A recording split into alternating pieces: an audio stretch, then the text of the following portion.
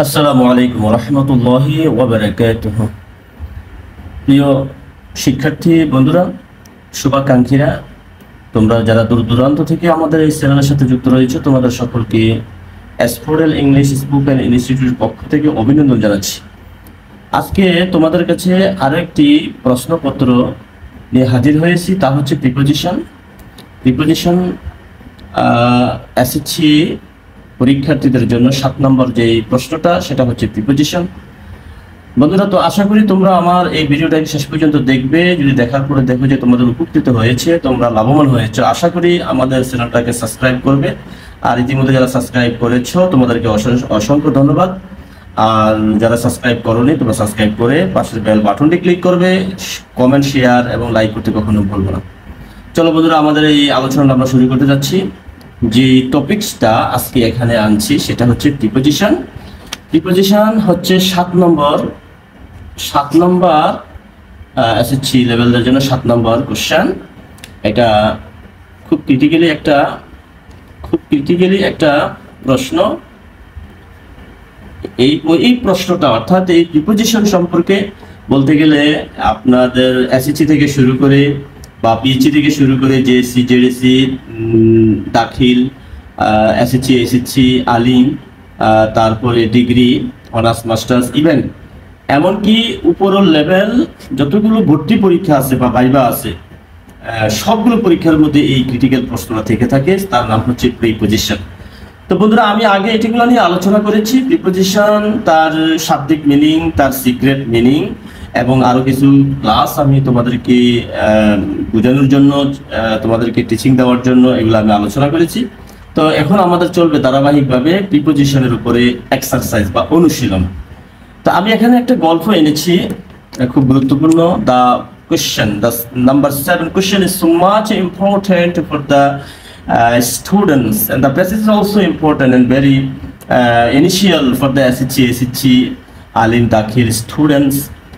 Let's get started to solve this question. তো কোশ্চেনটা আমি পড়ছি, তোমরা সবাই শোনো মনোযোগ সহকারে। সুতরাং তোমরা যদি এটার মিনিং বুঝতে পারো, আশা করি তোমাদের অর্ধেক সলভ হয়ে যাবে। তার পাশাপাশি অনেক ওয়ার্ড কিন্তু তোমাদেরকে জানতে হবে এবং তার পজিশন জানতে হবে, প্রিপোজিশনের অবস্থান জানতে হবে। এই জন্য এটা ক্রিটিক্যাল।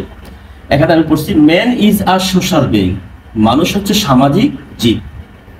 এখানে সোশ্যাল, সামাজিক, this is adjective, being, this is a জীব, এটার মিনিং হচ্ছে জীব।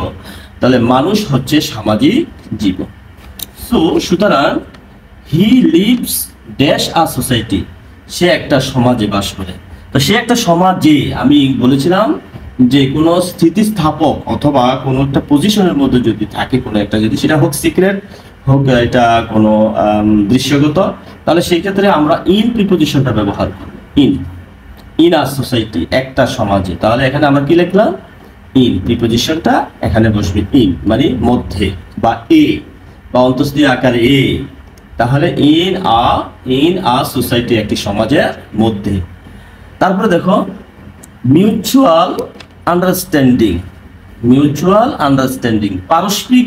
পারস্পরিক বোঝা পরামর্শ, এবং কোঅপারেশন, এবং পরস্পর সহযোগিতা, আর নিডেড, প্রয়োজন হয়, principles, to ensure a peaceful society, একটি শান্তিময় সমাজ নিশ্চিত করতে।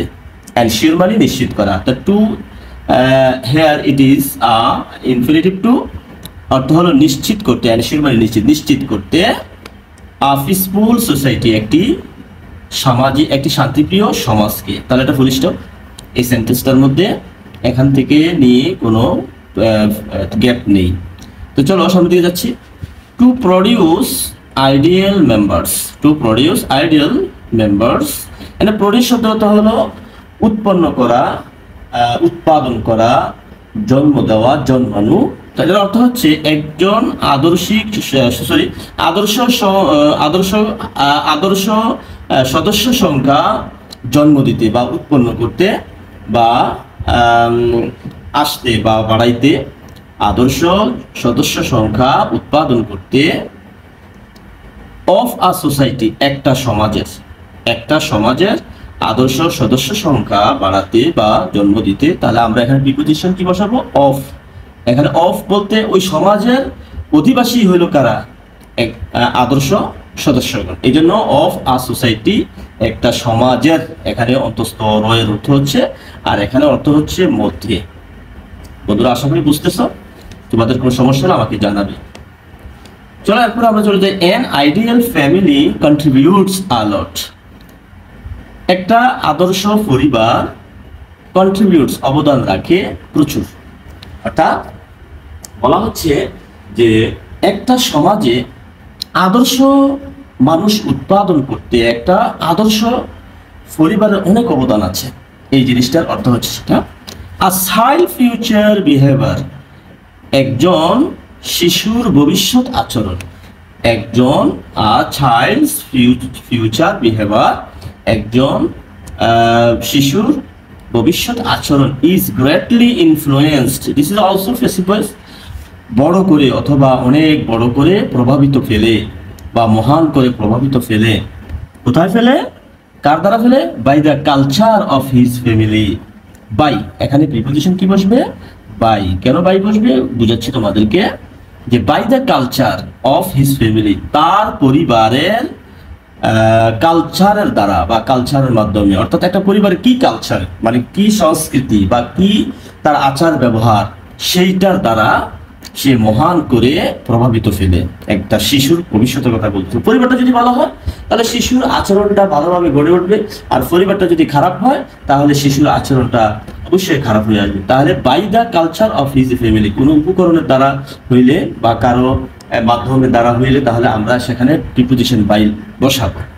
তারপর দেখো, ইন আ চাইল্ড, একজন শিশু, ইফ আ চাইল্ড, যদি একজন শিশু ইজ বর্ন, জন্মগ্রহণ করে, এন্ড ব্রট, লালিত পালিত হয়।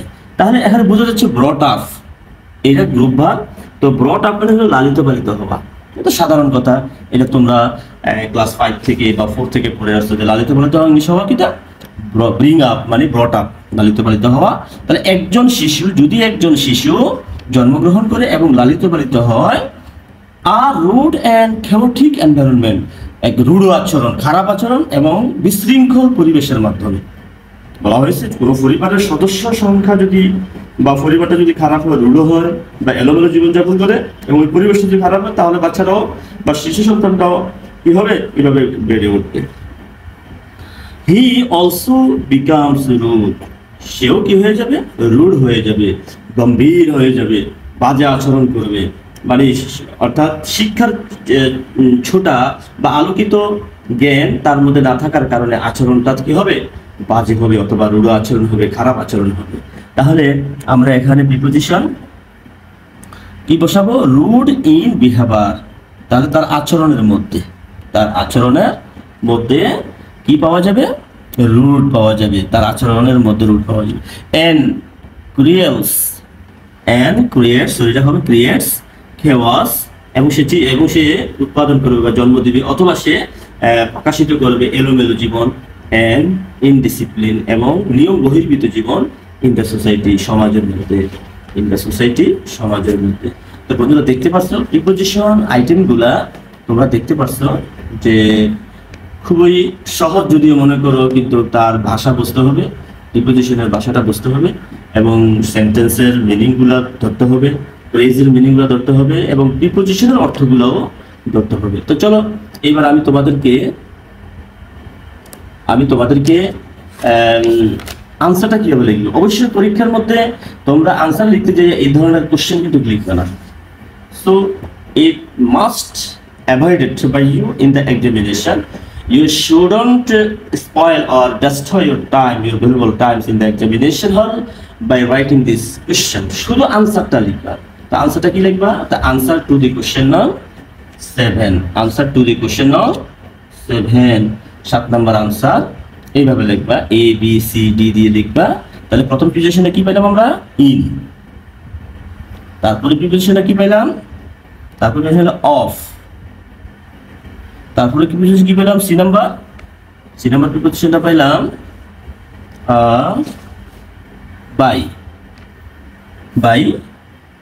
বাই লিখে দিবা। তারপরে কি পাইলাম, আফ, ব্রট আফ, লালিত পালিত হওয়া, বেড়ে ওঠা। তারপরে কি পেলাম? ই নম্বরে পেয়েছি আমরা ইন, এখানে ইন লিখে দিবে। মনে করো যদি তুমি লিখতে পারছো তাহলে তোমার এই প্রচেষ্টা সার্থক হয়েছে। এবং আমাদের সাথে যুক্ত থাকো ইনশাল্লাহ। আশা করি কমন যদি তোমরা এই প্রিপোজিশনের অংশ নাও পড়ো তাহলে অনেক কিছু বুঝতে পারবে আশা করি ইনশাল্লাহ। তো যদি হয়ে যায় তাহলে একটা প্রিপোজিশন 1 নাম্বার, তাহলে তোমাকে শিক্ষক মহোদয় যারা খাতা কাটবেন, তোমাকে যখন হয়ে যাবে তোমাকে 5-এ 5 দিবে ইনশাল্লাহ, কোনো সমস্যা নেই। তাহলে তোমাকে প্রস্তুতি নিতে হবে। তো আমি তোমাদেরকে এখানে পরামর্শ দেব, তোমরা আমাদের সাথে থাকবে এবং বই ঘাটাঘাটি করো, বই নিয়ে চিন্তা ভাবনা করো, প্রিপোজিশন অংশগুলো ভালোভাবে পড়ো, প্রস্তুতি নাও। সামনে যারা দাখিল পরীক্ষা দিচ্ছ, এসএসসি পরীক্ষা দিচ্ছ, অথবা আলিম অথবা ইন্টারমিডিয়েট পরীক্ষা দিচ্ছ, তোমরা প্রস্তুতি নাও আর আমাদের সাথে থাকো। এই পর্যন্ত শেষ করেছি। ততক্ষণ ভালো থাকো যতক্ষণ আমরা আরেকটা ভিডিও নিয়ে তোমাদের সামনে উপস্থিত হবে। আসসালামু আলাইকুম ওয়া রাহমাতুল্লাহ।